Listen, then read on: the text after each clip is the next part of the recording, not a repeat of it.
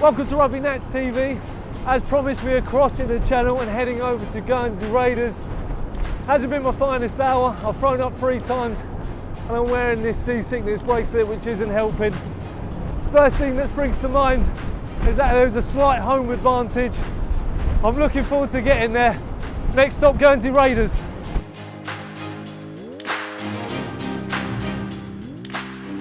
We've finally made it after 3 of the most longest hours of my life. I'd like to say we are never going to do that again, but unfortunately I've got to catch the ferry back to the mainland on Sunday. National 3, London and South East side, Guernsey Raiders. The Raiders have had a great start to the season, winning 3 out of 4 of their opening month fixtures. I think they'll be slightly disappointed they didn't make it 4 wins from 4, as they slipped up on the road and narrowly lost to Shelford last weekend.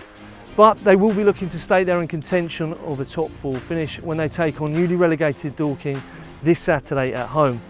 I'll also be speaking to members of the club and finding out the challenges of playing rugby and running a side on the Channel Islands, plus how the club intend to cement their name within the top end of the amateur game like neighbours Jersey.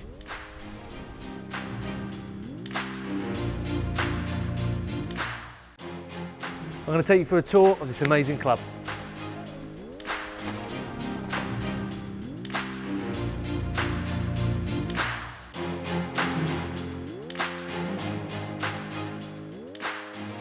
Check these out for a first team changing room.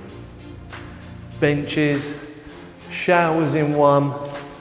You've even got toilets. Unreal. Guernsey Raiders. Before we talk about the season and any rugby, give us an insight to an away trip. Do you have to do that ferry journey every time? Thankfully not. No, it's a really painful journey. It's a long day for the boys.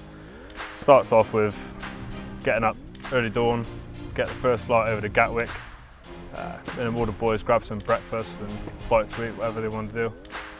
Then, depending on where the club's based, it's usually a couple of hours on the coach, good chance to just catch a film, just chill out, listen to some music, whatever. Then hopefully get the win, and then do the painful process all over again and get back about 9 o'clock at night. So it's a long day for the boys. Just on to Saturday, you take on Dorking, who have just come down from National 2. How have you prepared for them and what are you expecting from them on Saturday? Preparation wise, we kind of just looked at where we went wrong last week, and like the areas we need to fix from that is definitely something we need to be bringing into this Saturday's game. Dorking is going to be a tough side. They're on the same sort of scenario as us. They've only lost 1 game. Obviously, they just got dropped down from Nat 2, so you can't really underestimate them. Otherwise, they're going to punish us for it. Every game in this league, every Saturday is always a hard game. So, yeah, as long as the boys turn up ready and prepared for it, I think we'll do good. Brilliant. Lewis, thank you for your time. I wish you the best of luck for Saturday. Thank you. Top man. Cheers. Cheers, mate. How many hours do you put in per week, and why do you do it? A lot of hours. I teach part-time, so I balance the teaching with the management role. So it's a lot of late nights doing admin and long days of games, but I enjoy it. It's a good bunch of guys, so I like spending time with them, and I enjoy rugby, so I like being a part of that as well. In your opinion, what is the biggest challenge of playing rugby and running a side on the Channel Island? Well, obviously being an island, we are a smaller community and quite a transient community, so a lot of players are coming and going all the time, so the team is always changing. So that is a challenge, trying to keep the same core guys together. This season's not been as bad with that. We have maintained quite a few of the guys, but it is a challenge, not knowing exactly whose job's taking them away when. Luckily, our grassroots rugby is really coming along, so we're getting more younger guys coming through, which obviously will bolster us if they don't go away to uni, which is another challenge we face. Hopefully they keep returning, but that's not always the case, so it is a challenge being a small island.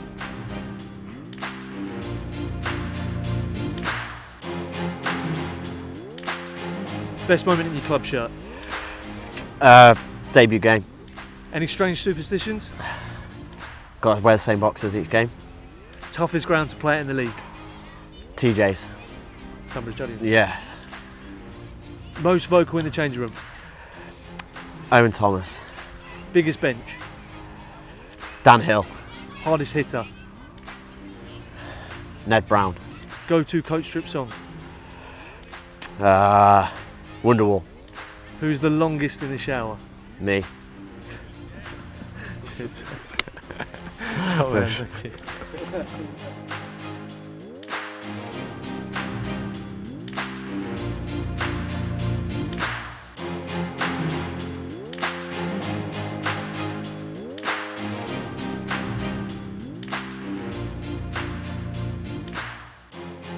Welcome back to Foots Lane, home of Guernsey Raiders. Today's opponents, Dorking, last visited the island 2 seasons ago when they lost here 8 points to 6. Both teams have only lost once this season, 2 points separate them, and both will be looking to continue a very strong start to their league campaign. It should be an absolute belter of a game.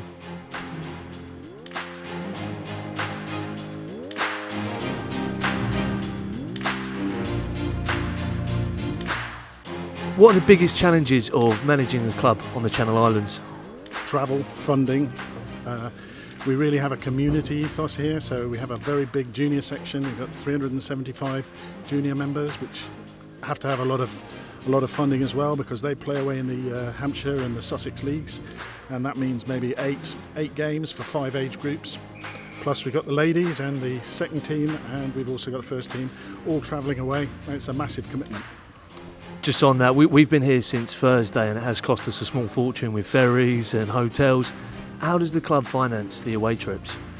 Well, we get some help from sponsors, which is good, and we've worked very hard on this, and we've got a model for the juniors where the parents contribute half and we find half from sponsorship, and for the seniors we get some help from the RFU, and this year we've got even more help because the ladies are 75% funded by the RFU. Coaching on an island must present some unique coaching challenges. Tell me, what are they?